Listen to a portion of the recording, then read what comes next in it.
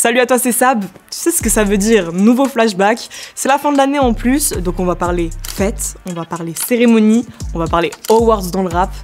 Avoue, ma transition elle était pas mal, je m'améliore je trouve. Je te laisse noter ça en commentaire. Bref, encore une fois c'est un sujet qui divise. Pourquoi est-ce que les cérémonies font autant polémique? Est-ce que c'est vraiment utile? Et pourquoi autant de rappeurs les boycottent?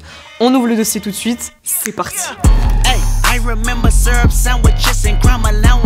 Finesse a nigga with some counterfeits, but now I'm counting this. Depuis plus de 60 ans maintenant se déroulent ce qu'on appelle des cérémonies d'awards. On est d'accord, c'est un nom méga prestigieux qui en gros désigne des événements télévisés avec la crème du showbiz qui vise à récompenser des personnes de l'industrie musicale. Parmi les plus connus aux États-Unis, je citerai par exemple les Grammy Awards ou les Grammys qui existent depuis 1958 et les BET Hip Hop Awards qui ont été créés en 2006 et qui récompensent les rappeurs mais aussi les producteurs et les réalisateurs de clips. Côté France, depuis les années 2000, on a le droit aux fameux Energy Music Awards. Mais ça avait déjà démarré 15 ans plus tôt, en 1985, avec les Victoires de la musique, une cérémonie pour désigner les meilleurs artistes de l'année, à l'intérieur de laquelle ils ont créé en 2007 une catégorie urbaine. Mais ça aura pas duré longtemps. Faut dire que l'émission recevait des rafales de critiques. Bon, entre nous, ils l'ont un peu cherché. Physique, je t'aime pas comme les victoires de la musique. Faites les victoires de la musique. Les victoires de la musique, c'est pété, c'est pas les Grammy. Déjà en 1992, MC Solar il est nommé dans la catégorie groupe de l'année, alors qu'il rappe seul. Bon, c'est pas pour remuer le couteau dans la plaie, même si c'est un peu ce que je viens de faire. Bref, en 2020, les Victoires de la musique décident de supprimer les catégories rap et musique urbaine. Alors d'un côté, t'as ceux qui disent que supprimer cette catégorie, ça prive des artistes émergents de remporter des prix face à des grosses têtes de l'industrie. Et de l'autre, t'as ceux qui disent que c'est pour traiter tous les artistes de la même façon, sans les catégoriser. Un point de vue que dans le fond, je peux comprendre, ça évite de mettre des artistes dans des cases, il leur attribue un peu malgré eux ce rôle de représentant de tout un mouvement musical. Mais en vrai, ce point précis, il me permet d'évoquer un énorme débat qui revient toujours quand on parle des awards, la crédibilité de ces cérémonies pour juger le rap. Les vers sont servis, les vies sont sévères. Je laisse couler mes vis comme whisky Converse.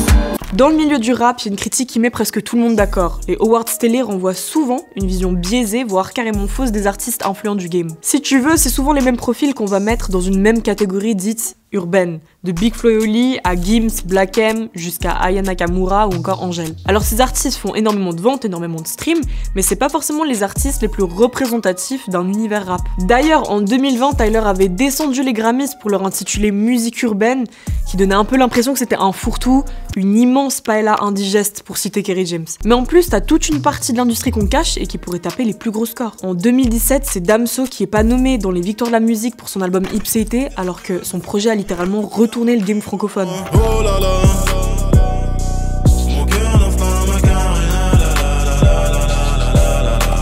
Perso, je dénigre pas du tout les artistes qui sont mis en avant dans ces cérémonies, je trouve ça même plutôt cool, mais juste objectivement, quand tu vois que les plus influents, voire les plus créatifs sont absents, je peux comprendre qu'on se dise que le jury est à revoir. Mais aux States, c'est pareil, faut pas croire, hein. Les Grammys ont été critiqués par un bon nombre d'artistes, dont Drake, Kanye West, Frank Ocean, mais aussi Lil Wayne qui a tweeté « Fuck les Grammys ». Et dernièrement, c'est The Weeknd sur Twitter qui a décrit cette institution comme corrompue pour avoir zappé de nommer son album After Hours pourtant numéro 1. Il accuse la Recording Academy de manquer de transparence, suite à quoi il a dit un truc assez pertinent. La prochaine fois, je vais faire mieux, mais pas pour vous, je vais faire mieux pour moi. Ce qui me permet d'enchaîner sur une vraie question que je me pose, est-ce que le rap a réellement besoin de ces awards pour exister? Je vais pas là-bas, pour le futur faut que j'ai là-bas. Bon, je t'avoue, en tant qu'auditrice, j'en ai rien à faire de savoir si mon artiste préféré a reçu ou non un Energy Music Award. Ça change strictement rien à ma manière de l'écouter, et j'ai l'impression que c'est le cas de mes potes aussi.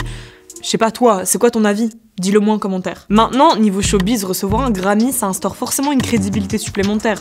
Un peu à l'image d'un diplôme, tu sais, ça marque un avant-après dans ta carrière. Mais hormis ça, et le sentiment de validation, ou plutôt de reconnaissance que ça crée, PNL ou Damso ont pas besoin de ça pour être les plus écoutés en France. Leur puissance parle d'elle-même. Ce qui fait que je pense pas utile de mener un combat pour que le rap soit intégré et compris à tout prix dans ce genre de programme. Je comprends le sentiment d'injustice, mais à mon sens, on devrait miser sur d'autres instances, comme les nouveaux médias, les réseaux, Insta, YouTube, Twitter. C'est un peu devenu la famille de cœur du rap, je trouve, comparé à la télé, qui a jamais vraiment su comment se comporter avec cette culture. C'est fini la télé, ça dégage, hein. Franchement, je veux plus mettre les pieds bas. Ils connaissent rien, ils ont des axes douteux, j'ai grave la haine. Du coup, je trouve ça plus logique de voir les nouveaux médias lancer leur propre concours, sans compter que le jury choisi est souvent plus légitime. T'as affaire à de vrais passionnés ou à des acteurs de l'industrie. D'ailleurs, j'en profite, ça fait depuis quelques temps qu'on travaille sur l'édition 2021 des Tataki Awards pour élire la prochaine pépite suisse. Hey, hey. aura lieu du 6 au 11 décembre, donc sois vif et va nous suivre sur Insta pour rater aucune info. Et tu vois ce que je viens de t'annoncer là? C'est un exemple de nouveau concept autour des awards. Dans notre cas, le public, vous, c'est le seul jury. Mais t'as de plus en plus de youtubeurs influents qui organisent des awards rap sur leur chaîne aussi. Alors ouais, y a pas tout ce côté grand gala avec remise de trophées, mais à mon avis, ça saurait tarder. En 2019, Mehdi Maizi avait tweeté qu'il allait lancer une cérémonie sur le rap prochainement, et il y a quelques jours seulement, c'est Cyril Hanouna qui s'est mis d'accord avec Skyrock pour lancer une cérémonie spéciale rap. Bon, je t'avoue, je trouve pas que ce soit le plus charismatique et le plus crédible pour ça, mais c'est clairement un dossier qui devient tendance. En conclusion, je pense que au lieu de s'infliger sur la manière de faire de certaines institutions qui, en vrai, s'intéressent pas vraiment au rap, vaut mieux se tourner vers des réseaux crédibles qui ont les cartes en main pour faire les choses bien. Maintenant, toi, dis-moi, est-ce que tu suis les cérémonies d'awards et est-ce que ça a une influence dans ton écoute? Écris-moi ça en commentaire. Et voilà, vidéo terminée, j'espère que t'auras kiffé comme d'hab. Et surtout, n'hésite pas, va checker sur Instagram les Tataki Awards, va voter pour ton artiste préféré. Nous on se retrouve très bientôt avec une prochaine vidéo. Tu t'abonnes à la chaîne YouTube. Gros bisous, prends soin de toi. L'hiver était compliqué.